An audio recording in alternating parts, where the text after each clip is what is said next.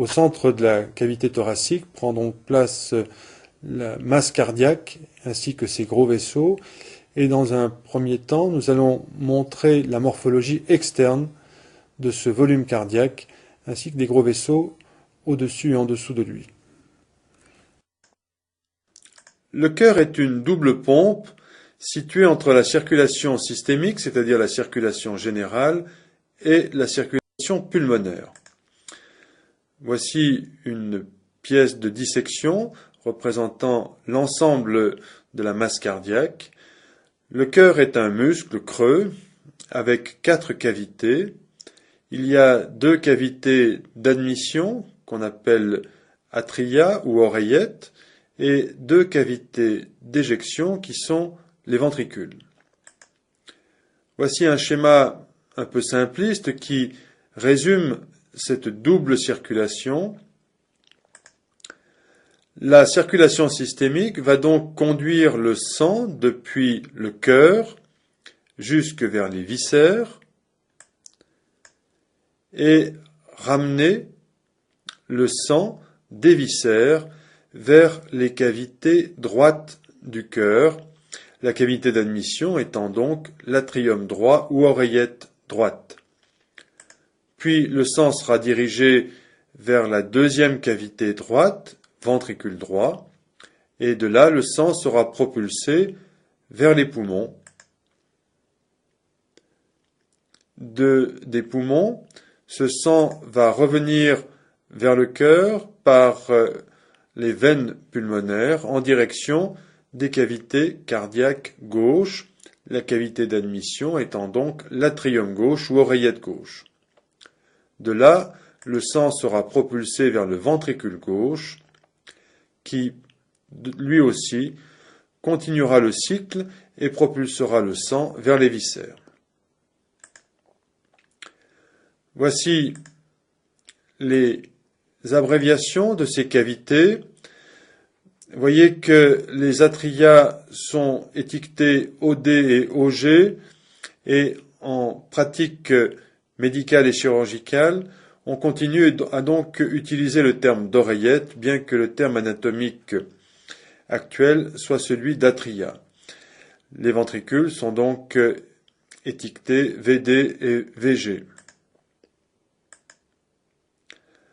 Voici maintenant par transparence, à travers la cage thoracique que nous avons mise en place dans la partie précédente du cours, voici la silhouette de la masse cardiaque, qui est en fait une silhouette ovalaire, qui n'est pas exactement placée de façon symétrique dans la cage thoracique, mais qui a une rotation importante vers le côté gauche. Nous allons maintenant montrer quels sont les vaisseaux d'éjection du cœur avant d'insister sur la morphologie externe du cœur. Nous reprenons donc le schéma de distribution des 2 circulations pulmonaires et systémiques. Et en parallèle, voici une pièce de dissection qui représente le cœur surmonté par cette arche qui est donc l'arche de l'aorte, c'est-à-dire la grosse artère systémique qui va quitter le cœur pour se répartir dans tous les viscères. Cette vue montre également l'artère pulmonaire qui est ici sectionnée très court sous l'arche de l'aorte. L'artère pulmonaire, c'est ce volumineux conduit artériel qui appartient à la circulation pulmonaire et qui dirige le sang depuis le ventricule droit jusque vers les poumons. L'aorte, donc, quitte le cœur par cette arche à concavité caudale, arche ou arc aortique, d'où partent des troncs supraaortiques de volumineuses artères que nous étudierons plus loin. Puis l'aorte va redescendre le long des parois thoraciques postérieures. On parle d'aorte thoracique. Puis l'aorte va franchir le diaphragme au niveau du hiatus aortique pour devenir ensuite aorte abdominale. On voit ici sur cette diapositive la superposition du hiatus aortique qui symbolise donc la barrière du diaphragme. Nous allons maintenant montrer quelle est la situation des 4 cavités cardiaques dans le médiastin. Voici une vue de face de la cage thoracique et en superposition, voici la silhouette de la masse cardiaque avec sa forme ovalaire déportée vers le côté gauche. Voici la position de l'oreillette ou atrium droit et celle du ventricule droit. C'est donc le ventricule droit qui est la cavité cardiaque la plus ventrale, celle qui sera la plus proche de la face postérieure du sternum et des cartilages costaux. Voici la position de l'oreillette gauche et du ventricule gauche, qui sont donc toutes deux des cavités plus dorsales que les cavités droites. En bleu, nous marquons ici la position du plan atrio-ventriculaire, c'est-à-dire le plan de séparation des atria en arrière et des ventricules en avant. Et en rouge maintenant, le plan septal, c'est-à-dire le plan qui va séparer l'ensemble des cavités gauches des cavités droites. Enfin, voici la position de l'apex du cœur, c'est-à-dire encore la pointe du cœur, qui est donc largement déportée vers le côté gauche et qui est en fait la partie la plus effilée du ventricule gauche. À la face inférieure du volume cardiaque, ces deux plans, bleu et rouge, plan atrio-ventriculaire et plan septal, forment une croix profonde qui s'enfonce dans le muscle cardiaque qu'on appelle la croix des sillons et qui est un repère anatomique très important. Le diamètre transversal du cœur est d'environ 10 cm. Le diamètre crânio-caudal est de 9 cm. Et le plus grand diamètre, le diamètre sagittal, est donc de 12 cm. Le cœur est donc un muscle qui pèse de 260 à 270 grammes selon le sexe. On décrit au cœur 5 faces qui nous permettront plus loin d'insister sur les différentes structures cardiaques et qui formeront en fait les 5 chapitres de ce cours. Voici donc la vue ventrale du thorax avec la silhouette du cœur. On positionne l'apex cardiaque, donc la pointe du ventricule gauche. Et on représente par cette double flèche rouge un plan de coupe transversale qui est maintenant ici représenté. On oriente la coupe avec les côtés gauche et droit. Et on va tracer maintenant le contour de la face antérieure, c'est-à-dire la face sternocostale du cœur. Ce trait bleu représente donc cette face sur la coupe transversale. C'est cette face cardiaque qui va donc être en rapport avec le sternum et les cartilages costaux. La deuxième face est la face pulmonaire en vert, ici sur la coupe transversale. C'est en fait la face gauche du cœur, celle qui aura le plus grand contact avec le parenchyme pulmonaire. On lui oppose la face dorsale, qui est en fait la face droite du cœur, ici en beige, sur la coupe transversale.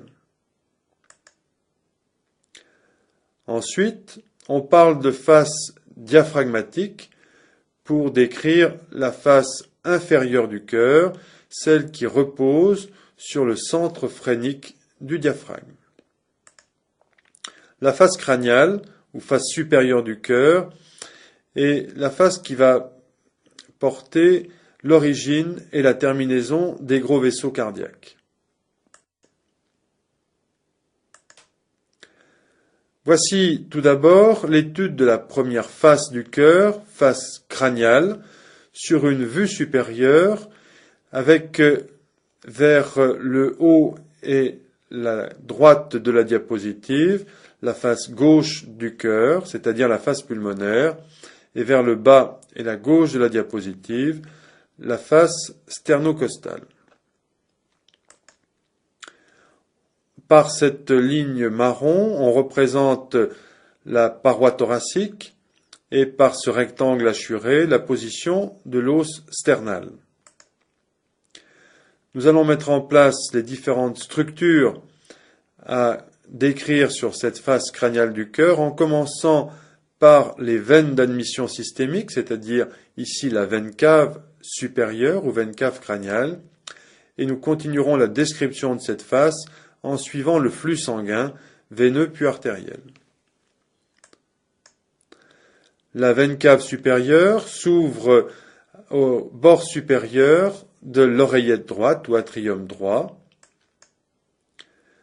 Puis, dans le prolongement de cette cavité, nous trouvons la cavité du ventricule droit qui se termine par le tronc pulmonaire et donc l'artère pulmonaire qui dirigera le sang vers les deux poumons gauche et droit. Le sang pulmonaire va rejoindre l'oreillette gauche qui dirigera le sang oxygéné vers le ventricule gauche qui lui-même propulsera le sang dans l'aorte et son arc. À la surface du cœur, on repère des sillons. Celui qui est le plus dorsal, c'est le sillon interauriculaire, qui est facilement repérable à la surface de la masse cardiaque. Et perpendiculaire à ce plan, le sillon coronaire, qui est en fait le repère de surface de la ligne de partage des atria et des ventricules. Enfin, on repère ici le sillon interventriculaire qui sépare donc les ventricules gauche et droit. Et l'on insiste de nouveau sur l'apex du cœur, qui est donc la pointe du ventricule gauche, qui est donc plus à gauche que ce sillon interventriculaire. Voici maintenant la description de la face sternocostale du cœur, c'est-à-dire celle qui apparaît immédiatement dans le plan sous-jacent aux espaces osseux du sternum et aux cartilages costaux. On représente ici cette face par transparence à travers la paroi ventrale de la cage thoracique. Voici donc la face sternocostale. Et là encore, nous allons décrire cette face en commençant par les vaisseaux d'admission systémique, c'est-à-dire les deux veines caves, supérieure et inférieure, qui ramènent le sang systémique vers l'oreillette droite. À la surface de l'oreillette droite, on reconnaît deux types de parois tout à fait différents. En arrière, dorsalement, donc, l'oreillette droite a une surface qui est lisse. Puis, au-delà d'une limite verticale qu'on appelle le sulcus terminalis, la paroi de l'oreillette droite est pectinée, c'est-à-dire peignée avec des replis qui traduisent une paroi musculaire, alors que la paroi lisse est dépourvue de fibres musculaires. On repère ici, au bord supérieur et ventral de l'oreillette droite, un prolongement de cette cavité sous la forme d'une sorte de diverticule avec une paroi pectinée qui s'appelle l'auricule droite. Puis, l'espace cardiaque qui occupe le plus grand volume est ici le ventricule droit, celui qui est le plus près de nous sur le schéma, et donc la cavité qui est la plus proche de la paroi thoracique antérieure. Le sillon coronaire droit est ce profond sillon qui signe le partage entre les cavités atriales en arrière et ventriculaires en avant. Le ventricule droit se prolonge par le tronc pulmonaire, qui est un tronc commun aux deux artères pulmonaires, gauche et droite. Sur ce schéma, voyez que l'artère pulmonaire gauche est plus courte, que l'artère pulmonaire droite est plus longue, qu'elle va passer sous l'arc de l'aorte, qu'elle va passer derrière la veine cave supérieure et qu'elle apparaît déjà divisée sur le schéma à partir du bord droit de la veine cave supérieure. Le sang revient ensuite des poumons vers l'oreillette gauche. Sur cette face sternocostale, l'oreillette gauche n'apparaît pas, à l'exception de son petit diverticule qui est ici l'auricule gauche, symétrique de l'auricule droit de l'atrium droit. Voici ici le ventricule gauche, séparé du ventricule droit par le profond sillon interventriculaire antérieur et la position de l'apex du cœur. Le sang est ensuite propulsé dans l'aorte et son arc. L'arc comprend une partie ascendante ou aorte ascendante, une portion horizontale, d'où partent trois volumineux troncs artériels. Et voici ici en cartouche la pièce anatomique qui correspond à ce schéma. Le premier tronc artériel est le tronc artériel brachiocéphalique ou TABC. Vient ensuite l'artère carotide commune gauche, puis l'artère subclavière gauche. L'artère carotide commune gauche naît au sommet de la convexité de l'arc aortique.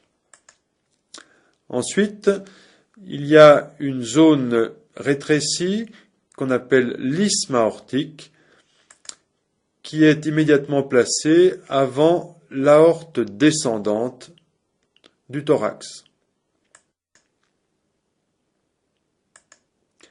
Voici maintenant la présentation de la face pulmonaire du cœur, c'est-à-dire la face gauche du cœur.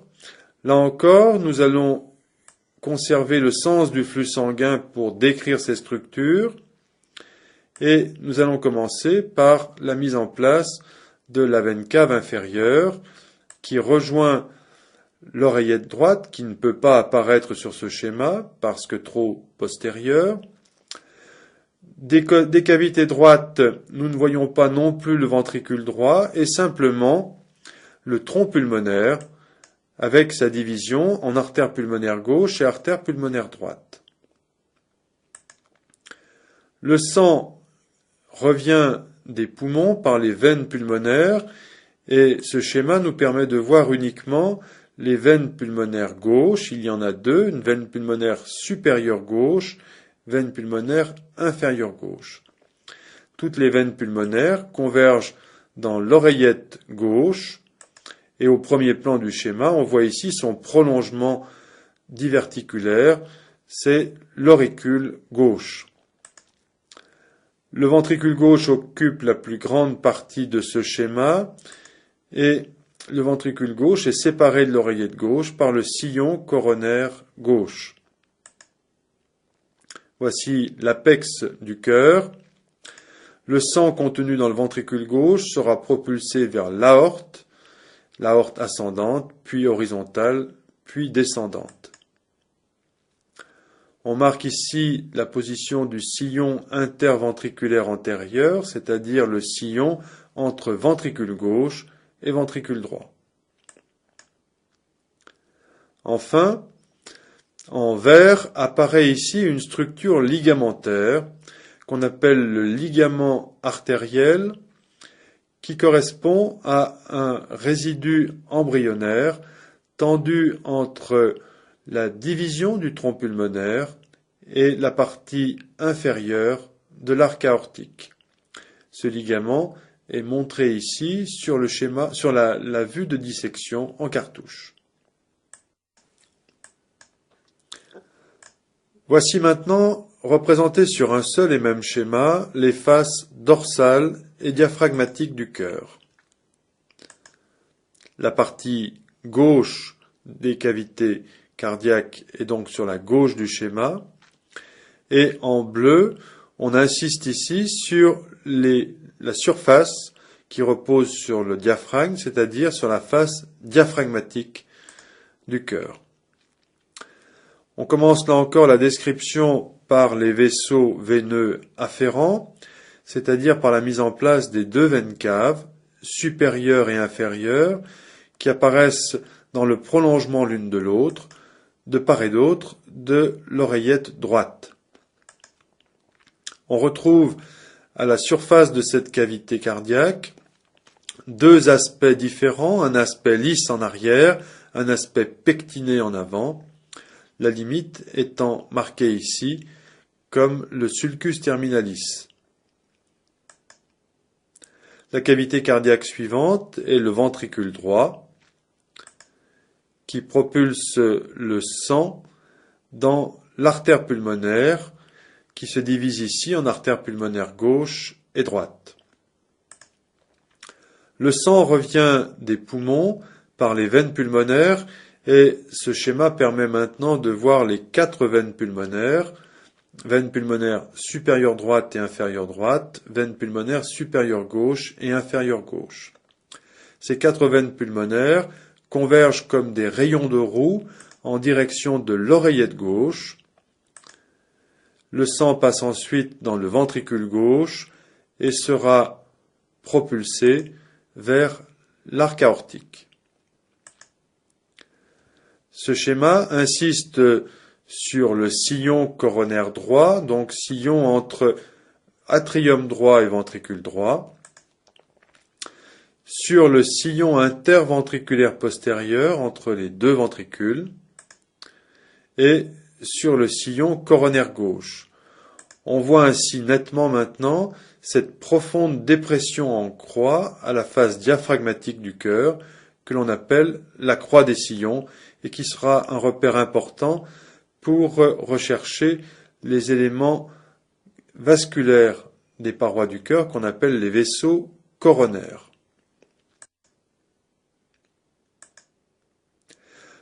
Voici maintenant une organisation tridimensionnelle des quatre cavités.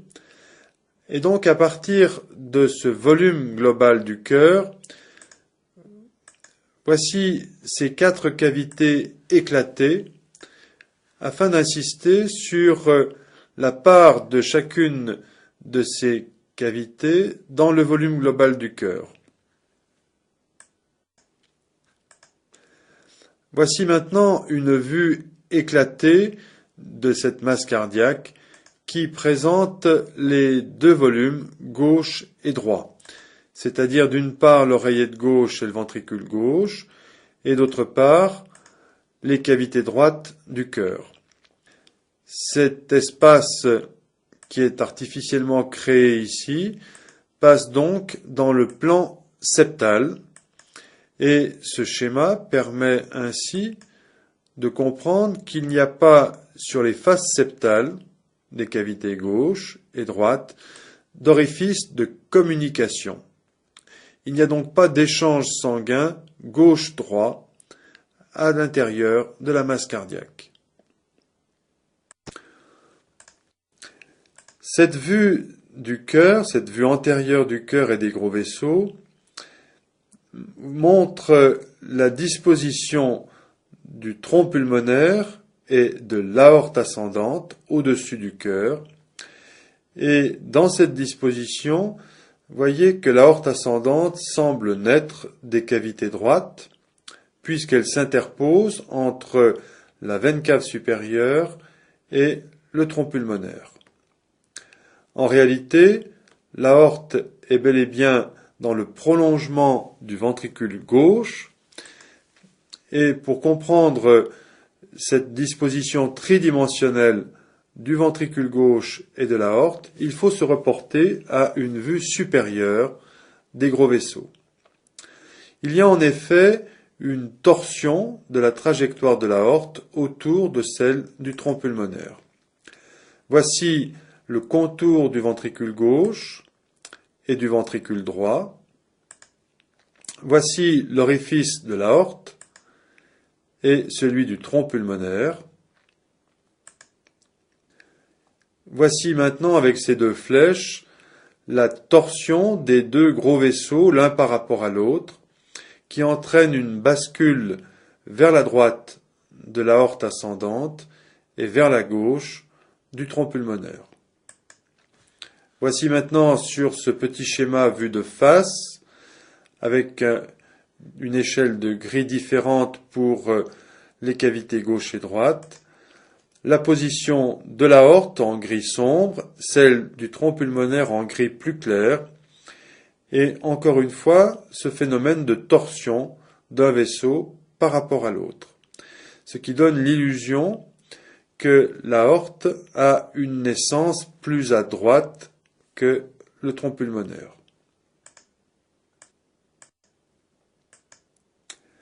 Voici maintenant une vue éclatée dans le plan atrio-ventriculaire. Si l'on sépare ainsi le volume cardiaque, en laissant sur la droite du schéma le bloc des deux ventricules et en arrière et à gauche celui des deux oreillettes, on fait donc apparaître ce plan de séparation atrio-ventriculaire, et ce plan est lui marqué par deux orifices extrêmement larges qui sont donc les orifices atrio-ventriculaires, un à gauche, un à droite. Il y a donc de chaque côté, au niveau de chacun des cœurs, cœur gauche et cœur droit, une communication atrio-ventriculaire. Voici maintenant une présentation de la silhouette du cœur sur une radiographie thoracique simple du thorax vue de face. Pour faciliter l'interprétation de la radiographie, on va tracer deux lignes obliques jaunes qui représentent la position des deux clavicules et une double ligne courbe qui représente la position des deux coupoles du diaphragme, gauche et droite. Voici maintenant la silhouette du cœur et des gros vaisseaux au-dessus et en dessous du cœur. Il y a à la surface de ces volumes des arcs, des courbes qui sont constantes, qu'il faut savoir rechercher, car toute modification de ces contours ou disparition de ces contours signe l'existence d'un phénomène pathologique. Du côté gauche, il existe 4 arcs, avec ici le premier arc, puis le second, le troisième arc qui est le plus discret, et le plus volumineux étant le quatrième arc gauche. À droite, on décrit seulement 2 arcs qui sont beaucoup moins marqués, un arc supérieur, premier arc, et un arc inférieur ou deuxième arc. Enfin, si l'on prolonge le trait du deuxième arc, à droite, on peut voir parfois sur une radiographie normale les contours de la veine cave inférieure juste au-dessus du diaphragme.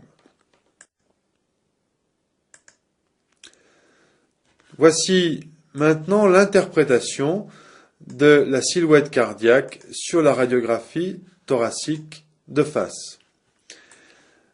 Nous avons montré sur cette radiographie quels étaient les contours avec ces 4 arcs à gauche et 2 arcs à droite. Voici maintenant la correspondance de ces arcs avec les structures anatomiques que nous avons décrites. Le premier arc gauche correspond à l'arc aortique, plus exactement à la portion horizontale de l'arc aortique. Le deuxième arc gauche est en fait le bord gauche du tronc pulmonaire, juste avant sa division en artères pulmonaires gauche et droite. Le troisième arc gauche est en fait formé par l'auricule gauche, juste au-dessus du quatrième arc, qui est le bord gauche du ventricule gauche. Ce quatrième arc se termine au niveau de la coupole diaphragmatique gauche. Du côté droit, le premier arc correspond soit au bord droit de la veine cave supérieure, soit parfois à l'aorte ascendante qui peut être un peu déroulée vers la droite et déborder la veine cave sur son bord droit. Le deuxième arc droit correspond au bord latéral droit de l'oreillette droite. Sur une radiographie de face, une radiographie simple, il faut savoir également apprécier le volume du cœur qui peut augmenter lors de défaillance cardiaque et ainsi le diamètre entre les deux arcs droits et l'apex du cœur est de 13 cm. Entre l'angle cardio-phrénique droit, c'est-à-dire la fin du deuxième arc droit et la coupole diaphragmatique droite, et le point compris entre les arcs 3 et 4 à gauche, il y a un diamètre de 11 cm. On a vu que le cœur était un volume largement tourné, déporté vers le champ pulmonaire gauche. Et ainsi, si cette ligne verticale pointillée représente le plan sagittal médian, on voit que la silhouette cardiaque est déportée de 3 cm vers la droite et de 8 cm vers la gauche. Et donc que le cœur occupe largement plus de place dans le champ pulmonaire gauche que dans le champ pulmonaire droit. Voici maintenant la projection de la silhouette cardiaque et des plèvres sur la paroi thoracique ventrale.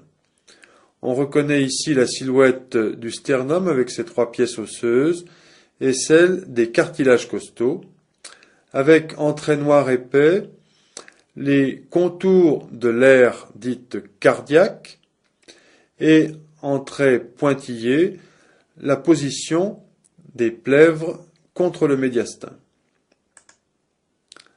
Cet aire cardiaque, marqué en trait noir épais, est compris entre des points qui se situent dans les deuxièmes espaces intercostaux droit et gauche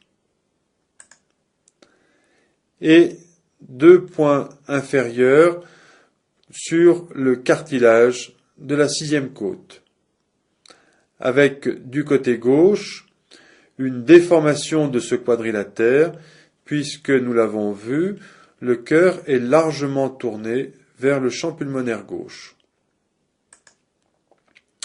Il y a donc un point inférieur gauche qui est à 8 cm de la ligne médiane et un point inférieur droit qui en est à 3 cm. Les 2 points supérieurs sont situés à environ 1,5 cm par rapport au bord latéral du sternum. Cet ensemble est donc l'aire précardiaque.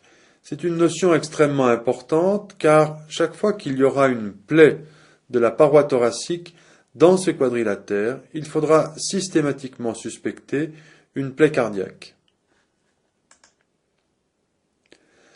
Voici maintenant en pointillé à droite la limite de la plèvre médiastinale droite, la plèvre qui est donc plaquée contre le médiastin à droite et qui délimite un cul-de-sac qu'on appelle le récessus pleural droit.